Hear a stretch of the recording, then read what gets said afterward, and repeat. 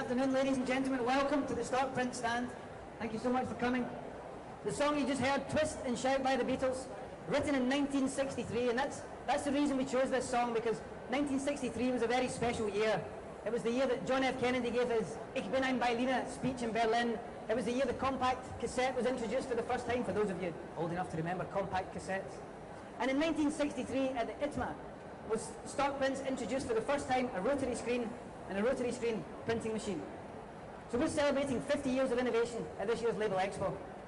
Now my name is Derek, and together with Oliver over there and Paul and the other DSI behind you, and my two beautiful assistants Georgie and Charlie, we're going to talk to you about the DSI, the award-winning DSI. Because the DSI embodies everything that's innovative and groundbreaking about Stock Print's approach to inkjet printing. Now, the DSI gives extremely high quality and has many interesting features like versioning and barcode printing. And over the next 10 minutes or so, I'll explain these to you. We'll give you a demonstration of the DSI, and we'll show you what's already made it popular in North America, in Europe, in the Middle East, and in Australasia. But before I do that, a little background information. Because Stock Print has been able to develop the DSI thanks to its long-standing expertise in digital printing. In fact, it was as far back as 1986 that it brought its first UV inkjet printer onto the market. And since then it's built up over 25 years experience in developing and producing proofing and printing systems. And currently over 4,000 such systems are in use worldwide, all made by Stock Print. And something else to bear in mind is that Stock Print also has its own in-house ink production facilities. So you get a consistently high quality of ink, but it's also part of the Stock Print total systems approach. So you don't just get the ink, but also the machines that the ink runs on, so you get a better match. And on top of that, well, Stock Print manufactures some of the critical components that are used in the DSI. Time to take a look at the machine. Now, probably one of the first things you'll notice is it's designed like a conventional press. So as Charlie's going to point out over there, we have the unwind with the web guidance there.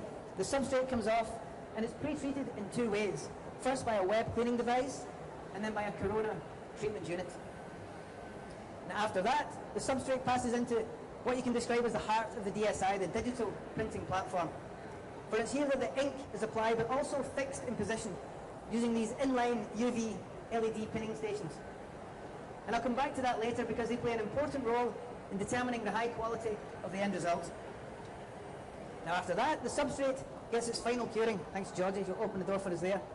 This is, takes place in combination with Stock Print's chill drum technology. So here we have a water-cooled chill drum. It keeps the temperature down below 30 degrees centigrade. And this means that you can work, with, for example, with heat-sensitive substrates. Now, like I said earlier, the DSI is designed like a conventional press, and you can really see that here when it's used in combination with inline finishing. So here we have a semi-rotary Flexo unit, and beyond that, semi-rotary die cutting, and then slitting. But if there's one word that you had to choose to sum up the appeal of the DSI, then that word would definitely be modularity. It's an extremely modular system in terms of its configuration, for example. So with inline finishing or standalone, we'll have a look over there later. But there are also two other things in particular that I'd like to highlight. The first is the number of print positions, and the second is the choice in the width that you can print at. So if we first take a look at the print positions, what you'll see here is there are a total of 10 print positions on the DSI. And how does that work? Well, the standard configuration is CMYK. So you'd have CMYK at the 4 print positions the girls are pointing out there. But the whole idea behind the DSI is you can build on this, you can expand, you can add extra print positions whenever you require. So for example, in the first position, you can add digital white. Now this digital white is Stock Print's digital white with extremely high quality. And in fact, one single application can give you that screen look opacity. In the second print position, you can add digital primer. Now there's already a fairly high degree of substrate flexibility with inkjet printing systems. But the DSI really takes that one step further. So by using this digital primer, you can work with virtually any kind of substrate, including, for example, machine-coated paper. And there are a couple of things I'd like to point out about this digital primer. The first is that the priming takes place in line in a single pass together with the printing, so it doesn't impact the process speed in any way. And the second thing is that you only prime the substrate where you're going to print. So you don't prime the entire substrate, but only where you're going to print. So it's a very economical way of priming your substrate. Now another important consideration is the color gamut, so extending the amount of colours that you can print. And what you see in further print positions is orange and violet spot colours. Now by adding these spot colours to the CMYK and with the use of the digital white, this allows you to achieve approximately 90% of the Pantone colour book. And then there are still two print positions left. You can see they're slightly raised today because they're not actually in use in this configuration. But this gives you the possibility at any point in the future, if you want to add additional spot colours, well, you've got two print positions in which you can do that. Now each of the 10 print positions has its own ink supply. They're in these drawers below. And behind that we have a unique ink circulation system, which means that you can open these drawers and even refill the ink. You can replenish your ink supplies while the press is running. And again, it won't impact the production speed in any way. The press just keeps rolling. Now another thing worth mentioning is that, as you can see, the DSI is functioning in this open room here. You do not need to install it in a so-called climber room. So you can just locate it beside your other equipment, and that saves you unnecessary investment if you would have to put it in a climber room. Okay, so that's the print positions, and the second thing I mentioned was the choice in printing widths. So what we have here today, this is the standard 13-inch configuration, so 330 millimeters. That's the maximum width you can print at. And in order to achieve that, the DSI in each print position has 5 print heads side by side. But again, with this idea of modularity in mind, well, you can start with fewer print heads. You can print at narrower widths, and then if you want to expand in the future, you simply add extra print heads. So you can start, for example, at 135 millimeters, and then go up to 200, 265, or the maximum width of 330 millimeters, so 13 inches. And on special request, the DSI is available with an even wider frame, so you can print at widths of up to 530 millimeters.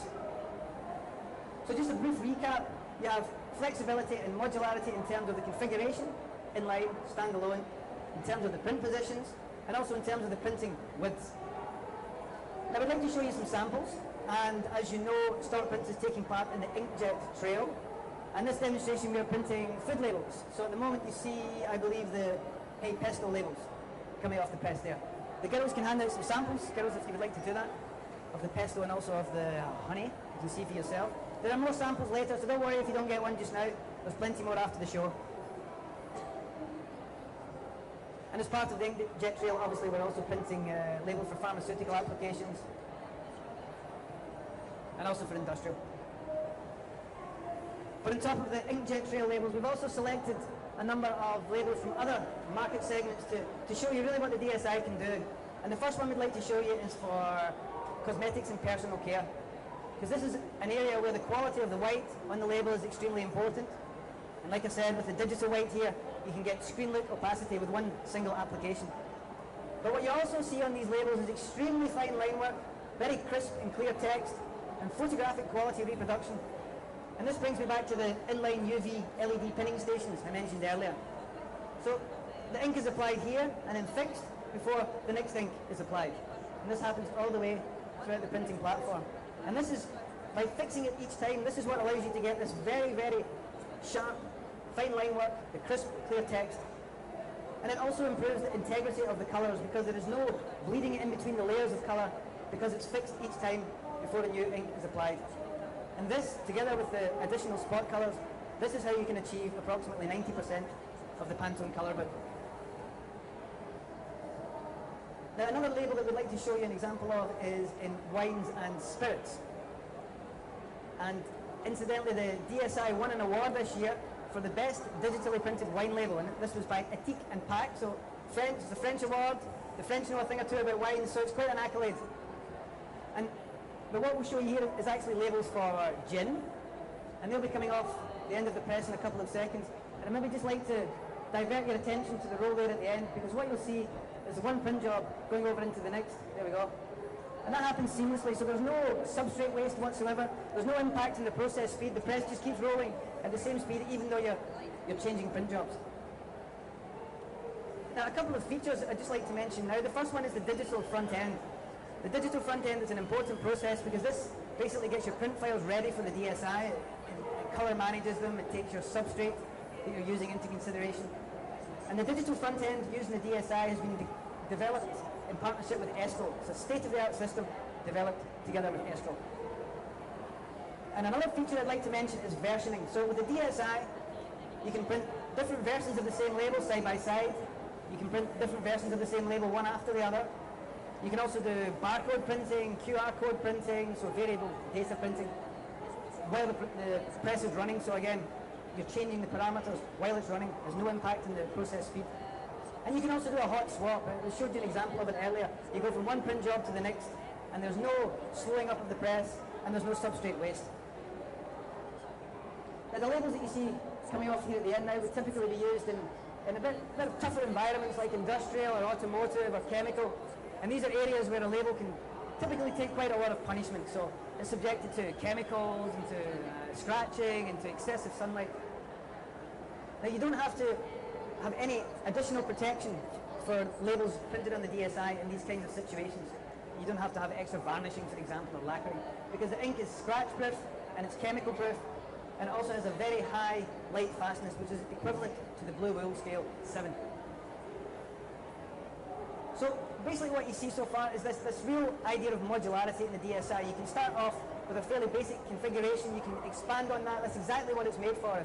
If there are changing market conditions, if your customers demand more, then you can simply grow with them. You can keep pace or even outpace the market by constantly being able to adapt the system. And this has proved very popular already. The DSI is in use in Canada, in the United States, in Norway and Denmark, Germany, France, Italy, Spain, Dubai, Australia and New Zealand. So it's been used all over the world already. This concept is really catching on.